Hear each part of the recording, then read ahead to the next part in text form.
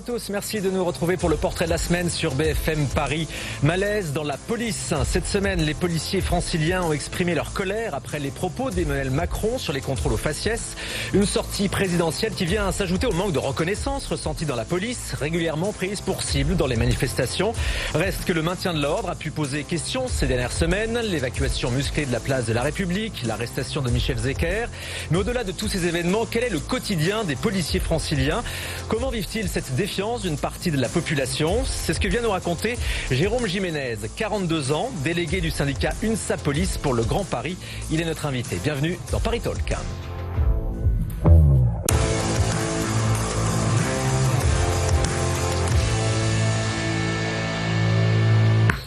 Bonjour Jérôme Jiménez. Oui, bonjour. Vous êtes policier depuis 2003. Je parlais pour commencer cette émission de malaise dans la police. Est-ce que c'est ce que vous ressentez en ce moment? Oui, on peut dire qu'il y a un vrai malaise. Les policiers sont épuisés. Et sont véritablement épuisés sur la situation actuelle. On fonctionne à flux tendu en permanence et le fait est que la situation est de plus en plus compliquée pour nous.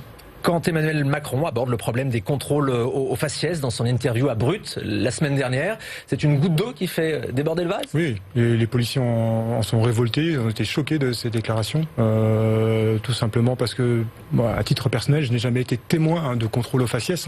La police nationale ne choisit pas la couleur de sa délinquance et c'est quelque chose qui est insupportable pour nos collègues d'entendre ces propos-là. Tiens, d'ailleurs, en tant que policier, vous pouvez nous dire sur quels critères vous procédez à un contrôle d'identité? Un contrôle d'identité, on agit avec un motif légitime et un cadre légal qui est prévu par l'article 78.2 du Code de procédure pénale. Donc le policier ne fait pas ce qu'il veut quand il exerce un contrôle d'identité.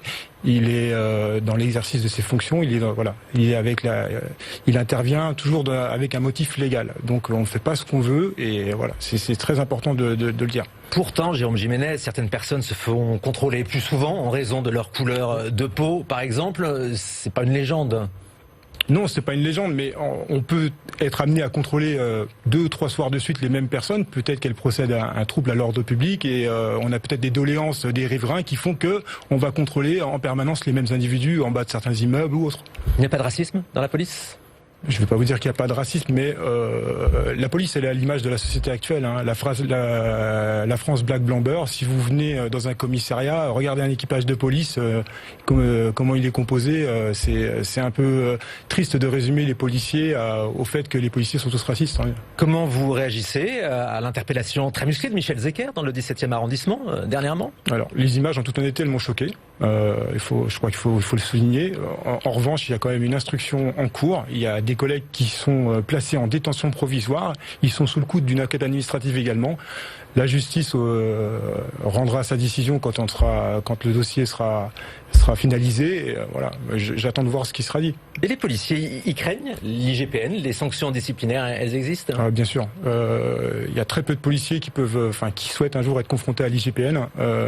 Voilà, parce que tout simplement, on ne s'y intéresse pas. On ne veut pas avoir de rapport avec l'IGPN.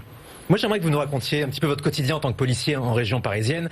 Vous subissez des attaques tous les jours, vous ressentez de la défiance d'une partie de la population? Il y a une forme de défiance, mais en plus aujourd'hui, avec le confinement, on est dans un contexte qui est très compliqué. Nous sommes en permanence visible pour faire respecter notamment les exigences liées au confinement, que ce soit pour les attestations de déplacement ou autres. On ne côtoie plus la population avec un dialogue sympathique où on n'est plus confronté à faire respecter des règles et ça peut être gênant. Et vous regrettez de n'intervenir que pour réprimer ? Oui, on le regrette. Mais je pense il y a un vrai sujet à faire là-dessus. Il va falloir progresser. Depuis la disparition de la police de proximité ou des missions justement où on peut instaurer du dialogue avec la population, ça pourrait renforcer. C'est des vraies pistes. Il faut savoir que par exemple sur le 20e arrondissement, et sur les autres arrondissements parisiens, il y a une cellule d'écoute et des rencontres avec la police qui réunissent les riverains, les commerçants, des pour échanger. Exactement. Est-ce que certains citoyens ont raison d'avoir peur de la police en ce moment? Non, il ne faut pas avoir peur de la police. Je crois qu'il y a une majorité de gens qui n'ont pas peur de la police et qui soutiennent la police. Et ça se traduit tous les jours par des messages de soutien aux forces de l'ordre. C'est une minorité de la population qui est mécontente et qui commet des exactions envers les forces de l'ordre. Et on se souvient tous des images des Parisiens qui applaudissaient les forces de l'ordre après les attentats de Charlie Hebdo.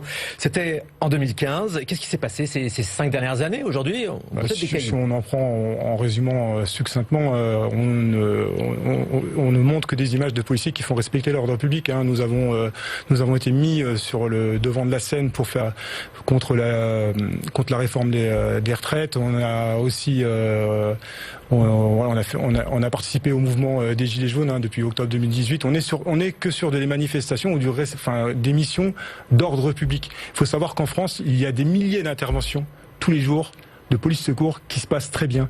Il y a des milliers d'enquêtes judiciaires qui aboutissent où les victimes sont satisfaites de la police. Donc ça, on le met peut-être pas assez en exergue et voilà, ça se passe plutôt bien. C'est pas quelques dossiers sensibles qui doivent salir l'image de la police nationale. Et dans les manifestations que vous évoquiez, est-ce que la répression des forces de l'ordre a toujours été bien proportionnée? Pour moi, oui. Pour nous, oui. À l'UNSA Police, c'est compliqué de travailler sur du maintien de l'ordre. Il faut prendre plusieurs paramètres en considération et je pense que oui, c'est proportionné.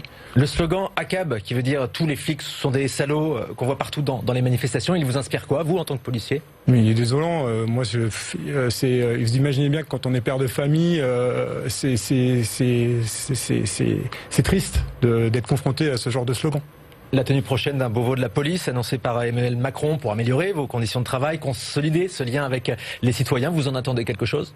Oui, j'espère que ça va. De toute façon, vous venez de le dire. Si ça améliore les conditions des policiers, et du métier de policier, et de l'image du policier en France, bien entendu, on y est vigilant et voilà, c'est hyper intéressant. D'ailleurs, c'est un vrai sujet pour vous, l'interdiction de filmer des policiers qui était le cœur de l'article 24 de la loi de sécurité globale. Elles sont vraiment problématiques, toutes ces images qui circulent? Alors, ce qu'il faut entendre, c'est qu'il y a une mauvaise interprétation de ce qui a été revendiqué. Nous, à l'UNSA Police, on a demandé à ce qu'il y ait quelque chose qui régisse correctement le fait de diffuser des images de policiers à partir du moment où on porte atteinte à l'intégrité physique ou psychique du policier. Pourquoi? Aujourd'hui, sur les réseaux sociaux, il existe en permanence, des sites où on répertorie et on identifie les policiers. Et une chasse aux flics. Voilà. Et du coup, ils sont ciblés. Donc vous imaginez bien que quand on habite à 50 km de son lieu de résidence, qu'on est identifié dans une ville où peut-être c'est un peu plus compliqué qu'ailleurs, on est en permanence en insécurité. Nous, à l'UNSA Police, nous recevons régulièrement des doléances de collègues qui demandent à déménager parce qu'ils se sentent en insécurité sur le lieu de domicile. Et ça, c'est inacceptable. Merci beaucoup, Jérôme Jiménez. Je rappelle que vous êtes délégué du syndicat UNSA Police pour le Grand Paris. Merci d'être venu témoigner aujourd'hui sur ce plateau. Et merci à vous d'avoir regardé le 11e numéro de Paris Talk. On se retrouve la semaine prochaine avec un nouvel invité. D'ici là, l'info continue sur BFM Paris. Merci beaucoup.